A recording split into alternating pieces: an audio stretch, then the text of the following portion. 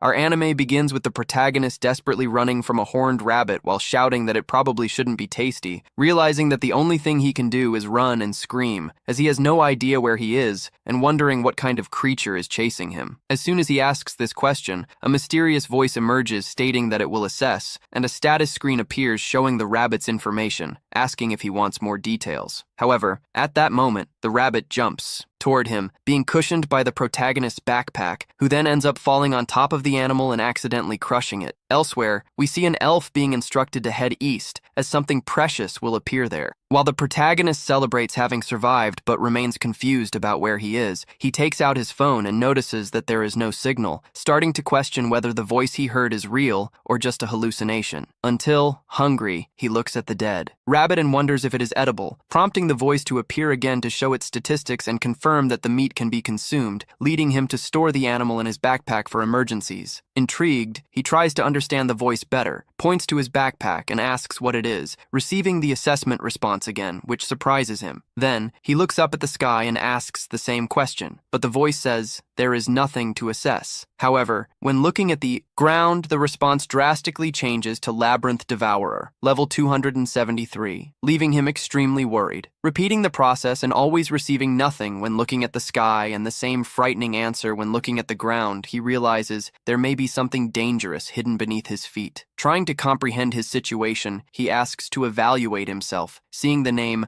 Manabi Ribike correctly, but becoming confused upon seeing species human and class assessor, as he has always been just an ordinary student and there were never any classes in his world. Then he asks who the voice is, and it replies that it is a status support but cannot provide personal information. Analyzing his skills, he realizes that he possesses several and tries to use one of them.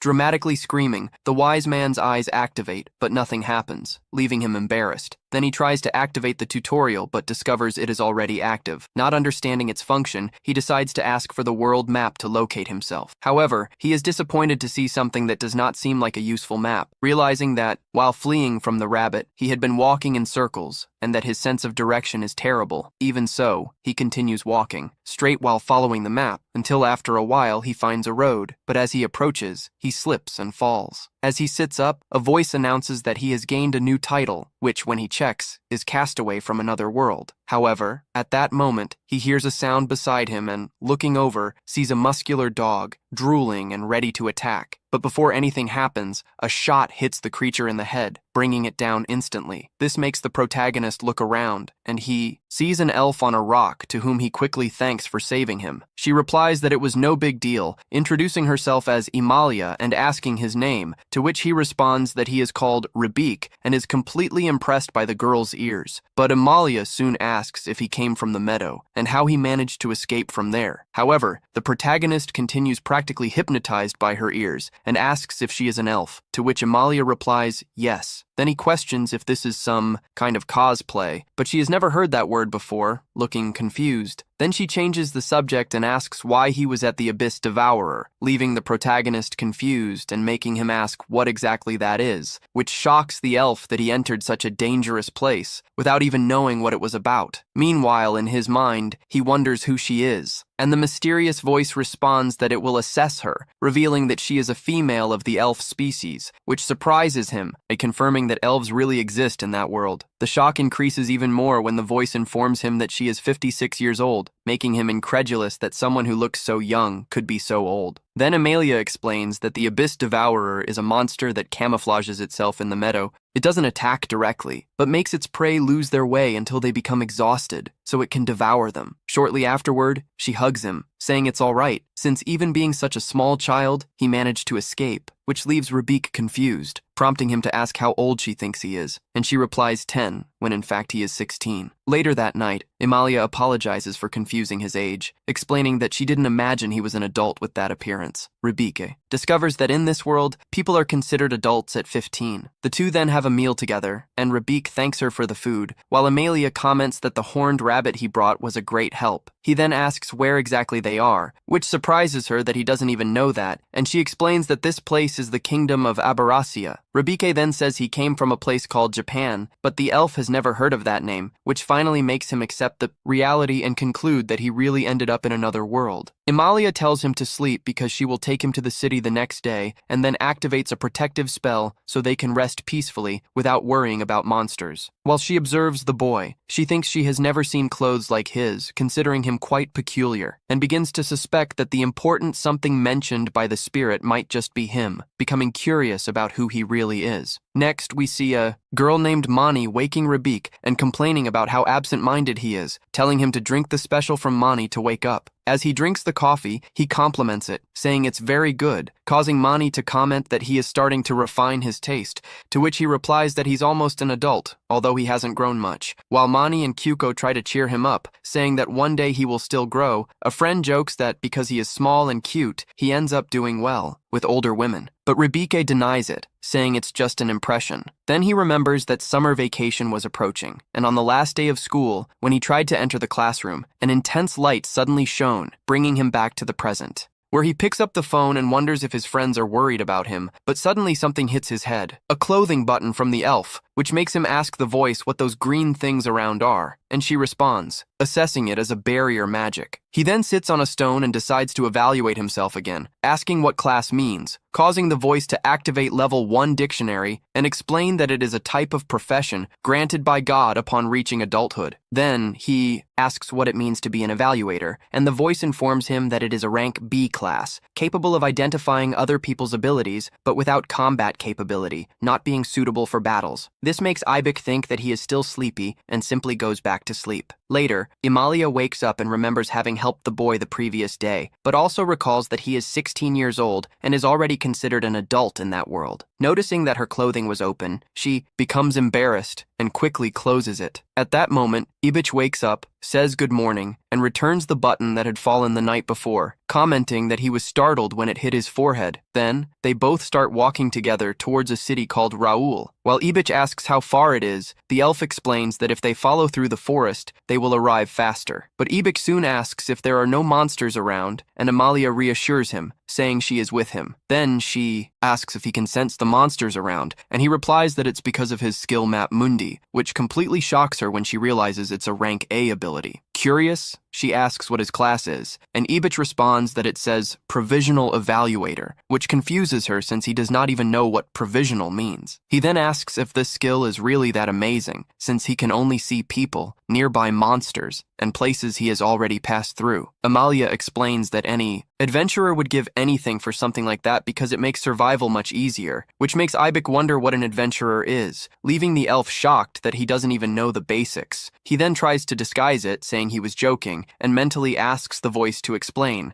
and she responds that adventurers are people affiliated with the Adventurers Guild who take on missions like hunting monsters, capturing them, and collecting materials. Upon understanding better, Imalha comments that it now makes sense he was able to escape from the maze devourer. Then, looking at him with a smile, she says that he is someone without common sense, ignorant, and completely clueless, which prompts Rabik to ask if she has any friends, hitting her directly, since she really has none. But he quickly says that she does, because he is her friend, making her extremely happy. Then, Rabik opens his world map and detects something nearby, a crystal-horned rabbit, which leaves Imalha shocked again. When asked if it is different from a common rabbit, she explains that it is completely different, being extremely rare, and can be used to create a panacea or sold for about 200 gold coins. The two then head to the location, and Rabike uses his appraisal ability, identifying that the rabbit has a skill called Escape, making Imalha warn them to approach cautiously. But he explains that he also has a sensing ability, while she uses two techniques to prepare, sound cut and odor cut, which makes her compliment Rabik, saying that his skill is impressive and that many adventurer groups would want him, as he can locate even rare things. Although he says that his class is not combat-oriented, she responds that he can stay in the back while others fight. Then, somewhat awkwardly, she asks if he would like to form a party with her, but Rabike was distracted and asks her to repeat, causing her to feel embarrassed and say it was nothing, thinking it seems like she is throwing herself at him. While he imagines that she must be lonely for not having friends, she then prepares her bow, and Rabik asks where the arrows are, to which she explains that she is a spirit archer, capable of using the blessing of spirits to turn the wind into arrows. She then shoots, and a scene worthy of a movie occurs. But in the decisive moment, when the arrow almost hits the rabbit, it uses its escape ability and escapes, leaving both of them completely stunned, and Imalha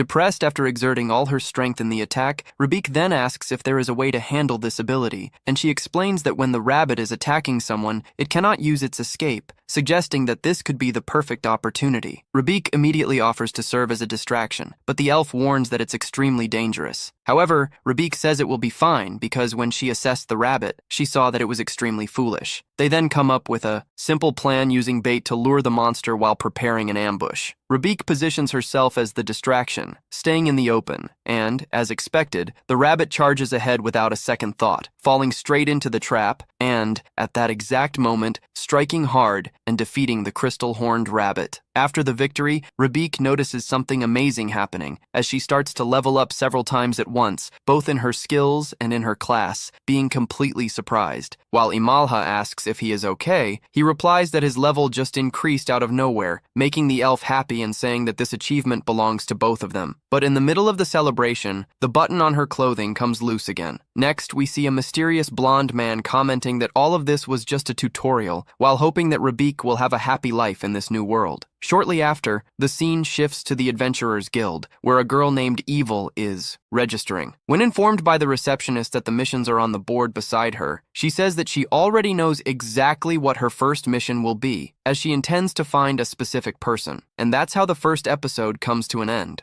Rabike and Amalia finally arrive in the city of Rovel, where everything seems more bustling and filled with curious glances. Noticing that his clothes would attract a lot of attention, Amalia quickly puts a cloak over him, explaining that it would be better to avoid standing out. She then pragmatically comments that, with the money obtained from the horned rabbit, it would be a good idea to buy better clothes, along with armor and an appropriate sword for him. Curious, Rabike asks how much a gold coin is worth, but upon receiving a disapproving look from Amalia, he tries to brush it off, saying it was just a joke. Still, he turns to his support to discover the actual value, and when comparing it with his memories, finds out that a single gold coin is worth about 10,000 yen, which leaves him completely shocked and makes him understand why Amalia had been so excited about the reward. Noticing his innocence, Amalia gently touches Rabike's face and seriously warns him that in this place, he should avoid saying senseless things, as there are dangerous people who might try to take advantage of him. The two then head to the Adventurers Guild, and as soon as they enter, some adventurers start commenting. One of them provocatively says that Amalia finally managed to form a group. Another observes Rabik with suspicion, stating that he doesn't look like an adventurer, and sarcastically asks if she has started working as a babysitter. Shortly after, another group of adventurers approaches and directly asks if Rabike is the rookie. Amalia confirms without hesitation, explaining that they have just met, making it clear that despite the doubts and comments around, this was a new partnership that was just beginning. They wish the rookie good luck and leave. Then, Amalia explains that this group is known as the Silver Banner. She then takes Rabike to a receptionist and says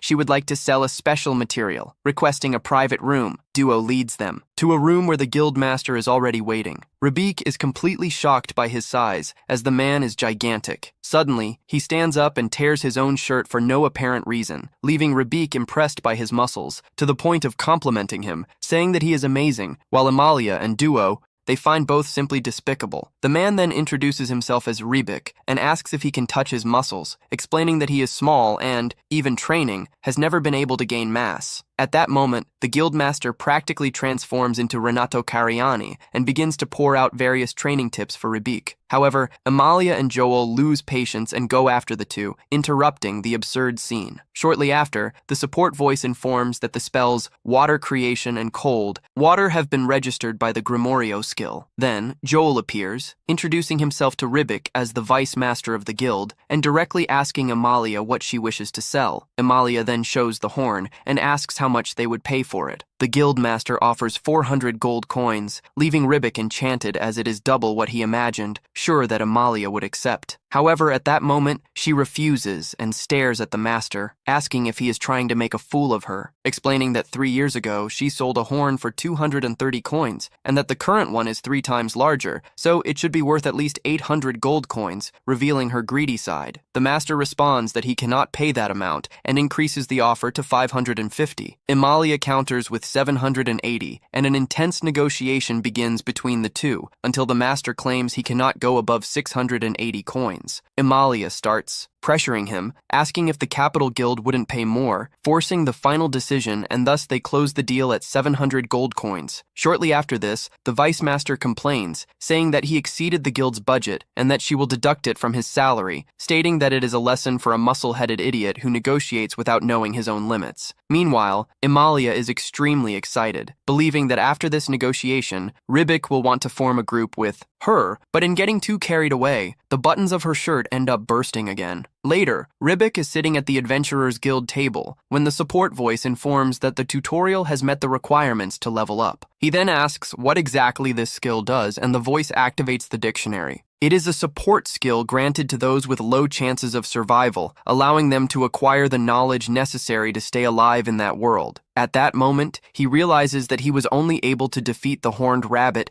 thanks to this help, and thanks the god of that world for receiving such a skill. However, he soon hears another voice in his mind telling him to revere. More confused, Rybak wonders whose voice that is, and it responds by claiming to be the god who is supporting him, saying that it will help him as long as it can, but warns him to be careful and not die. Soon after, the supportive voice informs him that now that the tutorial has leveled up, the support from the companion has ended, leaving Rybak confused about what that means. But at that moment, Amalia returns. Shortly after, a receptionist named Mito approaches her, saying she has received a new mission. Upon checking the message, Amalia explains to Rybak that she needs to leave the city for a while. It is a mission sent by her homeland, and she cannot refuse it. At that moment, Rybak understands that the companion mentioned by the supportive voice was Amalia herself. Then, the scene shifts to another adventurer inside a cave, looking for something but without success. She decides to search elsewhere and returns to the city. Amalia asks if Rybak will be okay alone, and he replies that she does not need to worry. Then she asks what he intends to do now, and he decides that he will try to become an adventurer, since even without having a combat class, there are still missions he can accept. Amalia then recommends that he stay at the same inn where she was, hands him a map, and tells him to look for Portania. Finally, she bids farewell, stating that they will meet again soon. Running distractedly through the city, Amalia accidentally bumps into the other adventurer and quickly asks if everything is okay. At that moment, a guard approaches questioning the situation, but Amalia replies that everything is under control and explains that she just received an urgent mission and needs to return to her homeland. Then the other adventurer asks if her destination is the land of elves, and upon receiving confirmation, says that she is also heading that way and asks to accompany her. The scene then returns to Rybak.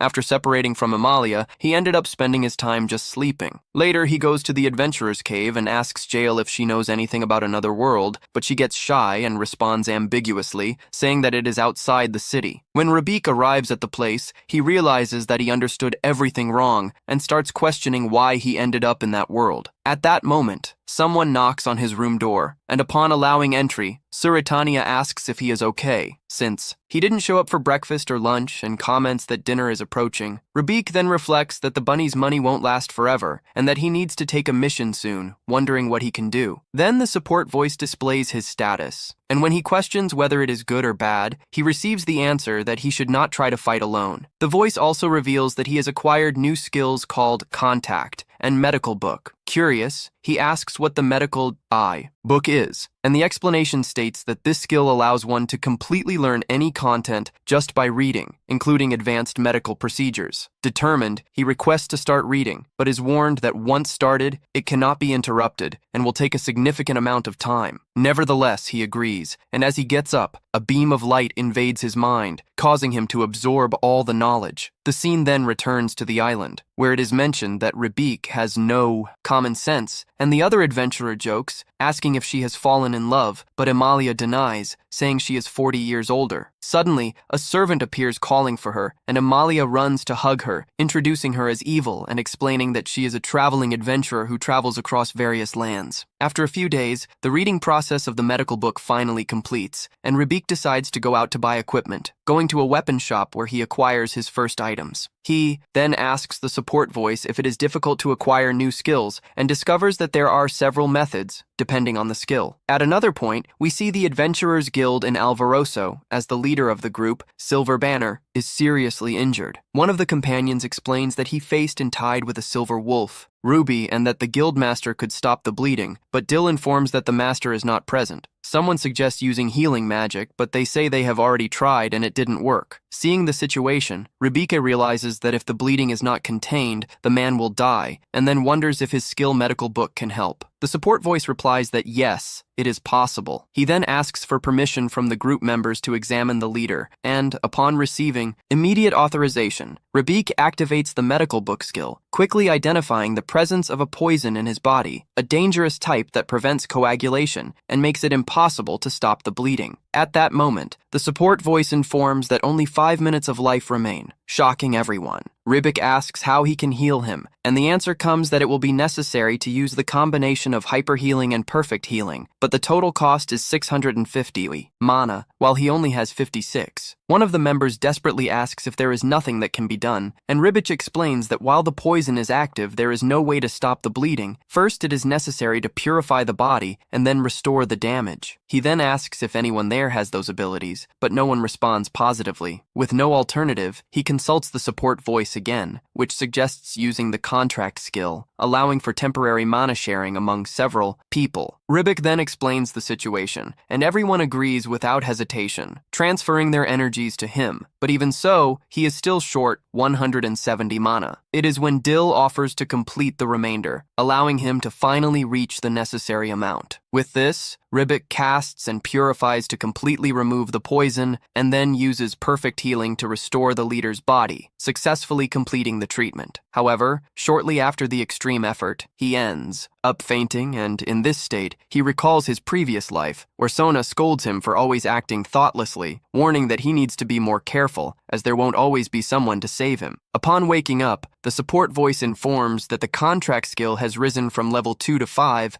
and translation from level 1 to 2. Then Joel asks how he is feeling, and Rebecca responds that he is fine, apologizing for causing trouble, but she denies it and thanks him deeply for saving her brother, Jade, which leaves Rebecca confused, as she seems to be somewhat feral while Jade is human. Then she explains that they have different mothers, and then reveals that she made them all swear to keep the incident a secret, and, when questioned, explains that users of hyperhealing and perfect healing are extremely rare, and, if this information spreads, many people would try to exploit him to make money. That's why she suggests that Rebecca join a group of adventurers to protect himself, but he declines, saying he doesn't want to cause problems for others. Then, Duo explains that there is another option, hiring bodyguards. And finally, the scene shifts to a dark setting where a werewolf, trapped in a cell next to a girl, threatens to tear apart anyone who comes close, ending the episode with this tense atmosphere. We see Hibiki going to Deb's store to hire some bodyguards. There, one of the employees, Jeratin, introduces himself and, upon seeing Hibiki, becomes extremely excited. He gets too close and starts complimenting his scent, saying he smells a delicious aroma coming from his body. Then, Jeratin takes Hibiki to the available bodyguards and asks him to choose one. However, Hibiki refuses all the ones presented. He states that he has no issues with their strength, but notices that everyone's MP is too low. Since he intends to use hyper healing, he needs someone with high MP to share energy. An employee offers to bring in other candidates, but Hibiki asks if he can go see them personally. Jeratin agrees and starts guiding him. On the way, he comments again on Hibiki's delicious aroma, saying that he exudes a scent of gold, and Hibiki feels confused about this. At that moment, his support voice analyzes his status and discovers a skill called Fortune Scent, which allows the user to sense a special aroma from people who are about to acquire great wealth soon. Hibiki doesn't understand very well, but realizes that the employee is obsessed with money. As they pass by an entrance, Hibiki shows interest, but Jeratin stops him, saying that those are the people considered unfit for work and combat for various reasons. They cannot go home and end up remaining at that location. Hibiki wonders if their reason is the same as his, and insists on going there. Jeratin starts to squirm, saying that the aroma of fortune has become even stronger, and then leads them to the location. There, Hibiki finds a wolf trapped in a cage and questions the reason. Jeratin explains that he lost control while trying to protect a girl, necessitating his containment. He also mentions that the girl possesses great magical talent, but cannot control her powers. At that moment, the wolf tells Hibiki to go away while the support voice begins to analyze him. Hibiki notices that the wolf's class field is empty. The support voice informs that the wise man's eyes detected a status manipulation. Not knowing what that means, Hibiki uses the dictionary ability and discovers that it is a rank SSS skill.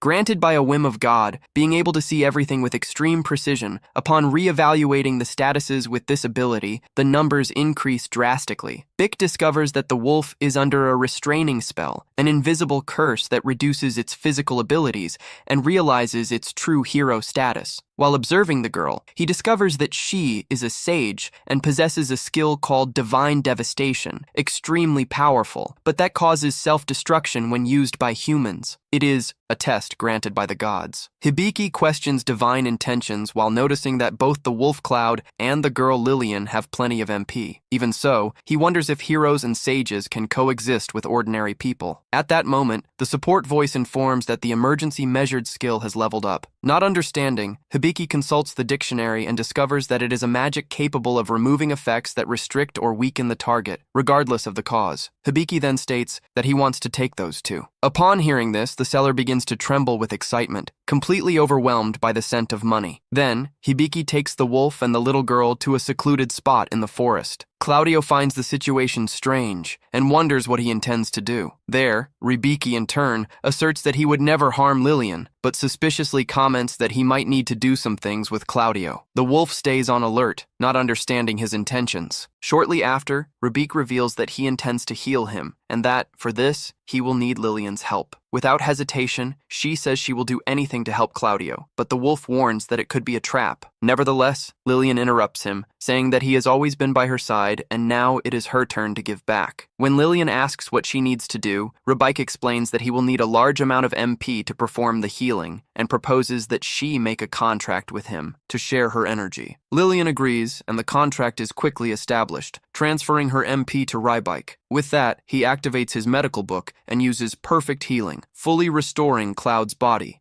Indeed, her lost members excited, Lillian runs to him and hugs him, relieved to see him well again. The wolf then deeply thanks Hibiki. Bibi asks how he is feeling, and Claude replies that his body is extremely light, almost surreal, although it is still not like it was before. Hibiki explains that this happens because he is still under the effect of a curse. Claude is shocked, as even common appraisal skills cannot detect this curse. Hibiki also reveals knowing that Lillian is a wise one, leaving the wolf even more surprised. When questioned, Rick explains that he received from God a rare skill, the eyes of the wise, capable of seeing all the truth. He then asks if he can try to remove the curse. When activating emergency measures, mysterious chains appear binding Claude. Suddenly, a huge pair of scissors emerges in the sky and cuts part of these chains. For a moment, Hibiki and Lillian think Claude has died, but soon realize that he is alive and well. However, Hibiki notices that not all the chains have been broken. A divine voice comments that this is natural, since the skill is still at level 1. Even so, Claude feels that he has regained part of his strength. He kneels before Hibiki, begging forgiveness for his previous actions. He explains that after being cursed, he lost his strength, his honor, and even his heart. Overcome with gratitude, he declares eternal loyalty and asks to perform a ritual of loyalty. Hibiki, not understanding, asks what this means. Audio explains that it is a pact where he offers his heart and his existence in exchange for serving and protecting his lord forever. Hibiki compares this to a service contract and says he sees no problem with it. At this moment, the support voice recommends combining the ritual with a formal contract, explaining that this ensures both parties fulfill the agreement. Hibiki agrees, determined to keep his promise to Claude. When activating the contract, the wolf is surprised. Then Claude acknowledges Hibiki as his lord, offering his existence and swearing to protect him with all his strength, asking him to accept his oath. Hibiki accepts and the contract is sealed. The support voice then announces that the loyalty ritual has been officially recognized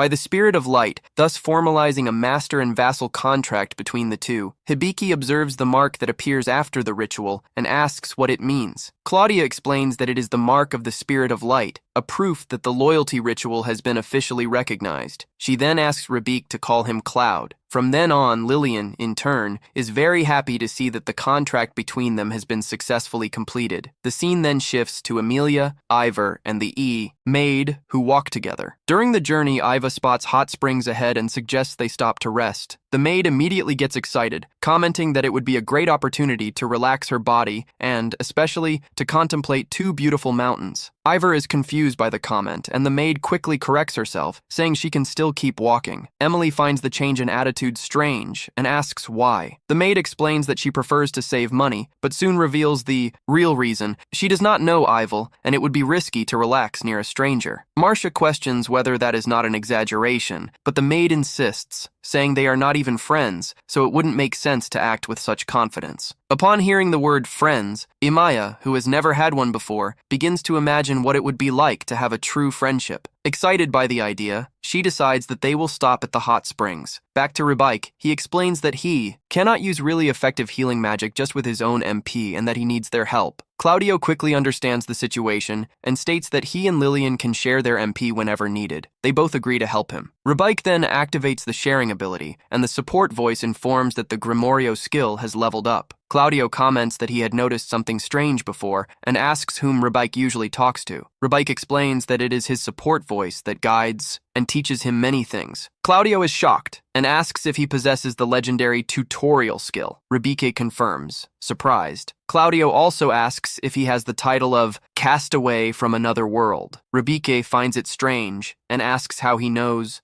From this, Cloud admits that he doesn't know many details but has heard rumors about people coming from another world and begins to suspect that Hibiki might be one of them. Meanwhile, Lillian is completely lost in the conversation, not understanding anything that is happening. Cloud then simplifies, saying that Hibiki came from very far away to save them, and that, for now, that is enough for her to understand. Hibiki asks if there is a problem with him being from another world, but Cloud responds that it doesn't change anything because his loyalty remains unwavering. He still comments, impressed, that Hibiki possesses the legendary skill Tutorial. Hibiki, on the other hand, wonders if this skill is really that special. At that moment, we see the god of Vino himself, completely exhausted after using a third of his power just to create the tutorial skill. Later, while walking, Claude comments that the god Hibiki is connected to is probably Zuxin. He explains that there are 11 gods in that world, and that Zuxin is the highest level one, known for granting skills like Tutorial and Wise Eyes. Hibiki is impressed to learn this. Claudia also comments that it seems this god has a great interest in him. However, Hibiki believes that the divine interest is more directed towards Cloud and Lillian, especially because of the skill Divine Devastation. Cloud says that he has never heard of this skill and asks what IT means. William is also confused, not knowing if he really has something like that. Hibiki then explains that it is an extremely powerful but self-destructive skill, an immense magical power that can end up consuming the user themselves. Hearing this, Lillian feels devastated. Claudia adds, saying that it was precisely because of this power that Lillian ended up being rejected by her family and used as a way to pay off a debt. Hibiki, indignant, asks if she did something to deserve this, as he does not believe that Zuxin would grant such a cruel skill. Claudia then clarifies that this is not a blessing from Zuxin, but from the goddess Majin, the entity responsible for the arcane arts. Then we see the goddess Majin beside Zuxin. She begins to communicate directly with Hibiki, explaining that the girl is truly suffering because of the ability she received. However, once granted, these abilities are extremely difficult to remove, even by the gods. Despite this, Majin says there is a solution. Thanks to Hibiki's Grimorio ability, she can adjust Lillian's MP and magical power values, reducing the risk of self-destruction. However, she makes it clear that this does not mean she will always help them. Meanwhile, the scene shows Zuxin fallen on the ground, begging for forgiveness. He says he has reflected on his mistakes and deeply regrets them, but Jim, showing no mercy, calls another goddess and asks them to bring the Iron Maiden. Upon hearing this, Zuxin enters complete despair, pleading for her not to do that. Back in the physical world, Claudia asks what the goddess Maiden said. Ribike merely responds that everything will be fine with Lillian. Claudia comments that Maiden seems to be a very merciful goddess, but in reality, what Ribike sees in her mind is quite different. The Majin is literally torturing Zuxin. At that moment, the support voice informs that the abilities Sage's Eyes and Tutorial have been deactivated. Surprised, Hibiki asks why. The voice explains that the destiny control function of the tutorial ability has been turned off and that from now on, it can only provide basic support with some information. Bibi begins to worry, wondering if Zuxin is okay. At the same time, she has the feeling that she has seen that goddess somewhere before. Shortly after, she activates the Grimorio ability. At that instant, a cat appears beside Lillian. Confused, Rebike asks who he is. The cat introduces himself as Vinny, saying he was sent by the goddess Maid-In. He explains that the Grimorio was created by her, and that as a sacred beast, he will assist Hibiki. From there on, the scene changes again to Amelia and Ever in the servant in the hot springs. While Amelia and Ever relax peacefully in the water, the servant remains, completely focused on the mountains she mentioned earlier, admiring the view with enthusiasm. The next day, we see Claudio and Ribic commenting that they always imagine that heroes use swords, not spears. However, Claudio explains that, with his physical size, a spear is easier to handle. Then, Ribic asks about his armor, and Claudia explains that he usually dodges attacks, so he only uses armor to protect his vital points. Furthermore, he says that if he wears things too much, she ends up feeling hot. Afterwards, we see Lillian trying on a cloak and asking how it looks. Ribic comments that it looks really good on her. The seller approaches and says that that cloak is a great choice, costing only 25 gold coins, which leaves Lillian and Ribic shocked. However, Claudio starts shouting, saying that Ribic is too cheap, so he buys the cloak for her. Lillian says she doesn't want anything more than that cloak, but Ribic explains that her safety is more important than money, so she should also buy a staff. Lillian asks if she can choose one. Ribic confirms, but thinks that they need to accept a mission soon, as they will soon run out of money to survive. Lillian thanks her master, but Ribic asks her to stop calling him that, since they don't have a master and vassal contract. She accepts and starts calling him her brother. At that moment, Vinny interrupts them, saying that she also wants to go shopping and chooses a necklace made of 15 coins, gold. Afterwards, Vinny begins to teach the basics of magic. Ribic complains, as he wanted to leave quickly to earn money. Vinny responds that Claudio is not obliged to stay there, as he is an adventurer experienced. But Ribic and Lillian don't even know the basics of being adventurers. Ribic agrees. Vinny then says that it will be their grimoire. In his mind, Ribic wonders what a grimoire is, and the voice. The support team responds that it is a rarity skill that allows you to acquire knowledge and techniques of all the magic in this world. Ribic wonders if he will be able to fight using magic, and Vinny says that maybe he can learn at least utility magic. When Ribic asks if he can learn attack magic, Vinny laughs in his face and Lillian tries to comfort him. Vinny explains that he is a great beast created by the goddess Magam, and who, during training, wants to be called master, and says that they will prioritize Lillian's mana management and that they need to register Ribic as responsible for this management.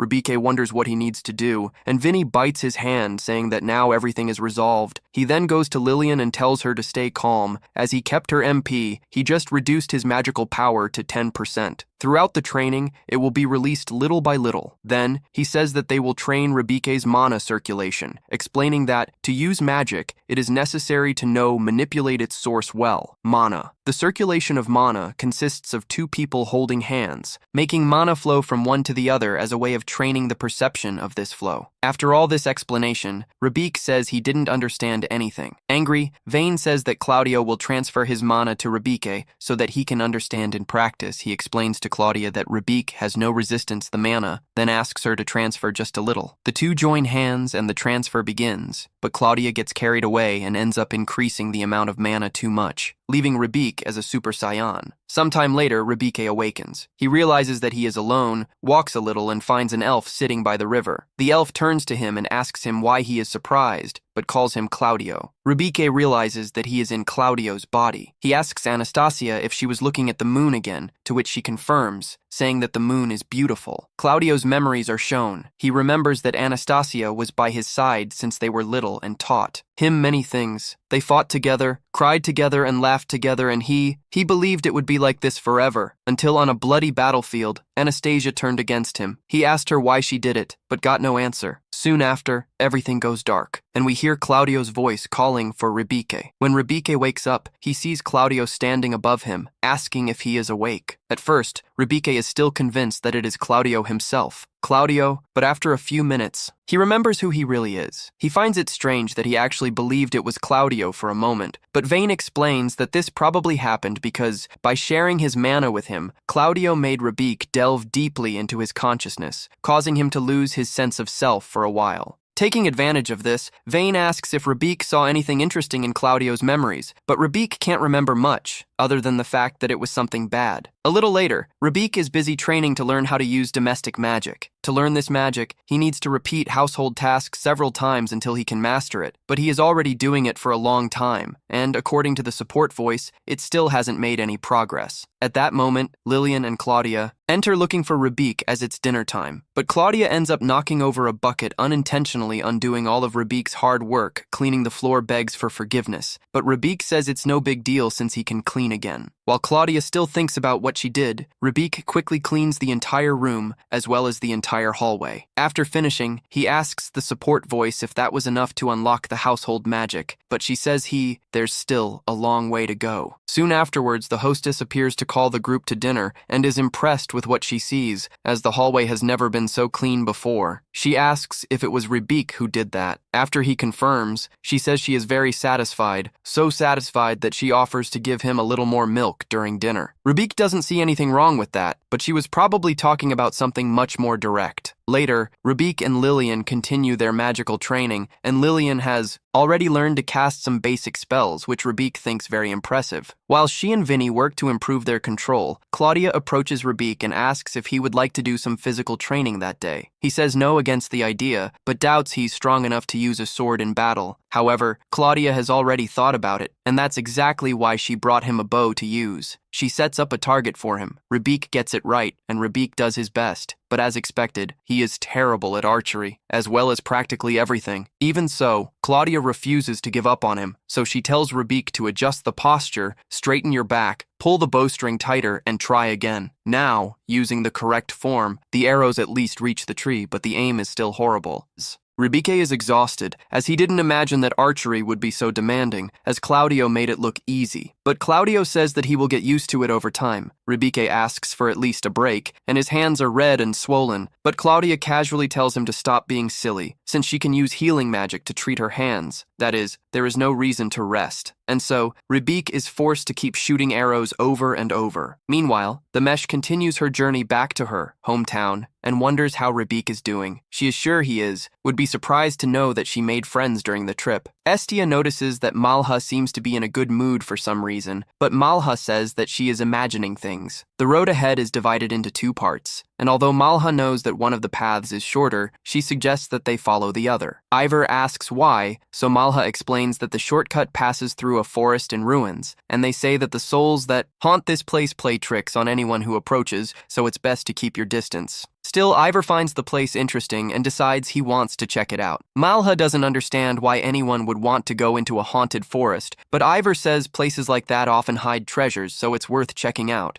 Malha understands the reasoning, but thinks that any treasure must have already been looted by other adventurers. Still, she agrees to go, as she is practically out of money. So if there is any chance of finding something valuable, worth trying. Meanwhile, on Rabik's side, while Lillian continues training, he is busy preparing lunch. When he tastes the food, he realizes that it is a little bland, so he decides add seasonings. Lillian wants to help and hands over salt and pepper. When she tastes it, she finds the food delicious. With the food ready, Rabik serves it to everyone, and everyone loves what he has done. But when they get to the side dishes made by Claudia, Rabik tries to eat a mushroom. As soon as he takes a bite, he realizes that something is wrong, because Claudia didn't clean the mushroom properly. He also notices that there are no apples at the table, even though he asked Claudia to get some. Claudio tries to pretend he forgot, but Lillian finds a bunch of apples hidden behind him. She then starts to scold Claudio. Saying that he shouldn't hide his mistakes, Rabik asks if Claudia even knows how to prepare monsters, since most adventurers know how to do that. Claudia proudly replies that she's great at it, so Rabik says that this will be his job from now on, since his cooking skills are terrible. Claudio shrinks in shame and tries to explain that his lack of skills in the kitchen, it's because of the curse, and that if Rabik manages to remove it, he will really be a good cook. But neither Rabik nor Lillian really believe in it. Speaking of the curse, Rabik asks if Claudio knows who threw it at him. Claudio thinks for a moment before saying he doesn't know. Rabik doesn't insist anymore. A while later, everyone finishes dinner. Rabik is washing the dishes in the river when, suddenly, it's informed that he has finally unlocked a household spell that allows him to wash things automatically. He is very excited, but the support voice has one more warning. She says that a large boar is coming towards them, and there is indeed a seemingly angry boar monster. Even so, so, the group is not worried, as Claudio is there. With a single thrust of his spear, he fells the boar. Even with the threat resolved, Claudio warns that if they don't deal with the blood quickly, the smell will attract other monsters. That's where Lillian's new spell comes in, which allows it to suck and isolate all the blood of the boar, leaving only the clean carcass. Claudia then decides to take the opportunity to teach Ribic how to prepare monsters so that he can try. Next time, Ribic is a little reluctant, as he thinks this disgusting. Meanwhile, the Mesh and the others arrive at the fort in the ruined forest. Ivor believes that if there is treasure, it will be inside. The Mesh and Estia go in to check while Ivor searches for the soul she is searching for. However, although there are restless souls there, none are those who search inside the fort. Malha and Estia seem to have fallen into the illusions of the place. The Mesh hallucinates that found a bunch of treasures, while Estia imagines something embarrassing involving the Mesh. But in reality, none of that is happening. Back in Ribic, the group finishes packing up all the meat of the boar and prepares to continue the journey. But all this work has left them very dirty.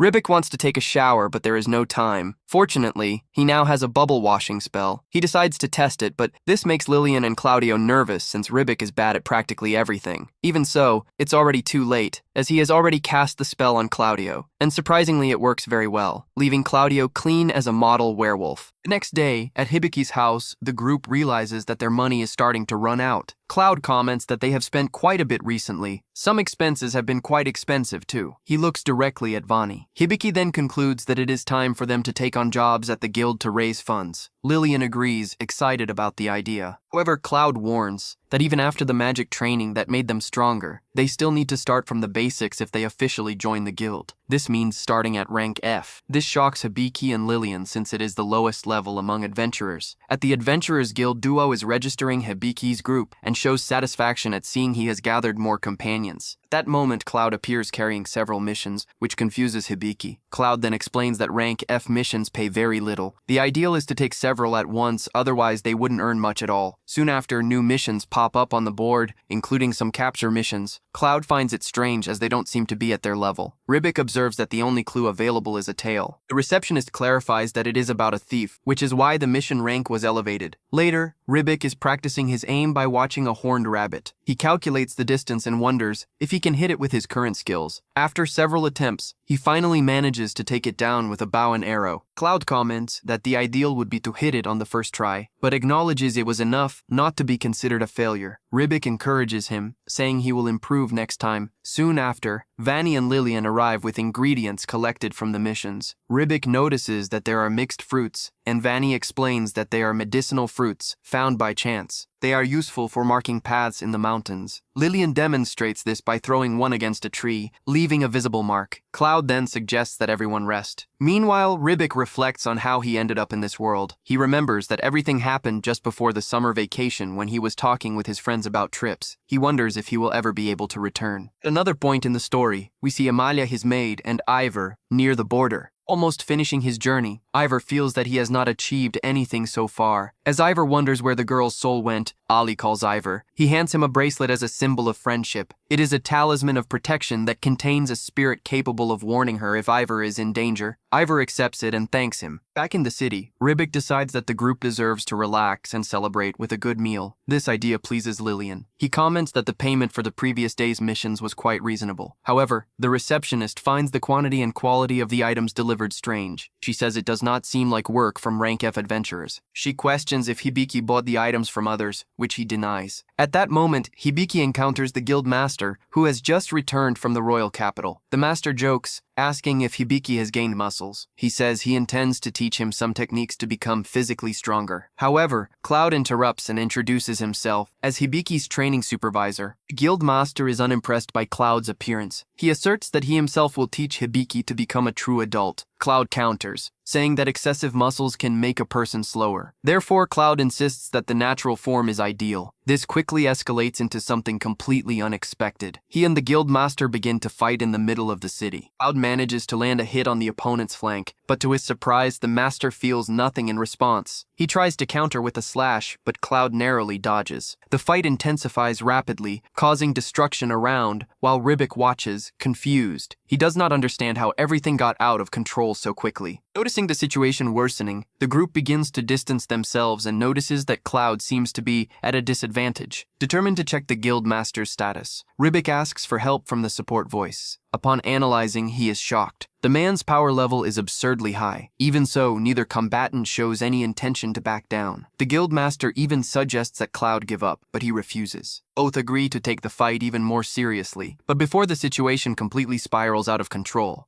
Elle arrives at the scene and asks what is happening. Without hesitation, she casts a powerful water spell at both of them. This defeats both instantly and ends the chaos. Soon after, a woman appears, screaming in desperation. She says she has been robbed and asks for her purse back. Vinny then asks Hibiki about his purse. Dalu comments that when he arrived, he was not carrying anything. At that moment, Hibiki realizes he has also been robbed. He panics as he remembers that all his money was there. Gel explains that it was probably the work of the thief they were investigating, a mysterious figure whom even the guild knows little about. According to her, the criminal can turn his tail into something like a snake. He uses this to hypnotize his victims, mainly targeting wealthy people. While Hibiki is still trying to process everything, Veen comes up with an idea. Given this situation, he can barely think of a way to capture her. The plan is to use Hibiki as bait to lure the thief, so Cloud can capture her. With this in mind, they all head to a cafe. There, we see Hibiki disguised as a woman. He wears a wig and a dress. He places the purse with money in clear view. When the order arrives, no one seems to notice anything strange, except for Cloud. He discovers that the thief was the waitress, who has already run off with the money purse. Yes, this thief not only fooled Hibiki but the restaurant too. Following the thief's trail, they all arrive at a strange, underground place that resembles a bar. To avoid conflict, the hooded figure reappears. This time, they see her and decide to follow her, thinking she is the thief. Hibiki quickly decides to assess her. Then it is revealed that she is Miss Fauna, a wanted beast woman bandit, known for her ability to transform her tail. With no way out, the girl reveals her identity and mocks them. She says that even though they tried to catch her with that bait wallet, it was useless, because she stole the real Hibiki. Then, she checks all her pockets and realizes she is without money. He asks if she had planned everything. Fauna just laughs, saying that was also part of the trap. Then, she says goodbye. This happens just before Hibiki is crushed by barrels. Cloud pushes him out of the debris. He asks Hibiki to go after Fauna. Hibiki agrees and runs after the half-human while Cloud deals with the barrels, but he ends up being captured. In his teasing, he says he can't believe someone fell for such an obvious trap. Thinking him hanging, she realizes he is wearing a wig and that he is actually a boy. She approaches and asks why he is dressed like that. Our big, made-up guy responds that he was trying to capture her. He heard that she attacked rich people. Fauna then questions what that has to do with dressing like a woman, but Hibiki doesn't know how to answer. Fauna lifts his dress and confirms that he is quite lovely. Then, she proposes a deal. She agrees to help him on the condition that he evaluates something for her. Hibiki accepts without any problems. Soon, we see them in the same bar. Fauna starts showing various objects to test his power, quickly dismissing the fakes. Among them is a wooden bracelet. Hibiki evaluates it and says it is just a wooden bracelet, but it contains a message from someone named Diana. Upon hearing that name, Fauna stands up anxiously and asks what it says. Confused, Hibiki quotes the message, "Thank you, sister." With that, Fauna becomes emotional. She reveals it was a gift from her younger sister, who left the message on the bracelet, something no other evaluator had been able to decipher. After this, Hibiki asks if her sister knew she was a thief. She shares that she died during a battle in her homeland. Then, she advises Hibiki to value his home. If he loses it, he will never be able to get it back. With that said, she returns the money. Before leaving, she gives him a kiss on the cheek. She hopes they will meet again. Later, they mention hearing a rumor in the Capital Guild about a new group rising in levels very quickly. They are called Corpse Hunters, sent by the king. Cloud thinks they are like zombies. Meanwhile, Balls says they are coming from the west to the east. This means they will eventually pass through their village. Later that night, in the room, Hibiki comments that he feels he has learned new things. On that day, Cloud says he will always learn while traveling. Hibiki, excited, says he wants to meet many people, including a wise person. The little wolf then mentions that the only active wise ones are from the three worlds. They have ruled for over 500 years. Cloud asks why he wants to meet them. Hibiki replies that he wants to return to his world. This makes Cloud and Lillian sad. Even so, Cloud promises to protect him until that day arrives. Meanwhile, in the forest, The girls continue walking, waiting for the spirits. Ima says they usually only respond when called, but once, a spirit spoke to her first. It told her to go east, where something very valuable had fallen. Curious, Ivor asks where that was. The elf replies it was in the Lowell forest. Upon hearing this, Ivor ponders and decides that it was not a spirit saying goodbye. She says she has other things to do and leaves, thinking that voice might actually be the soul of a woman. And if you got this far, and want the next part, comment Semi-Humana to show you watched until the end.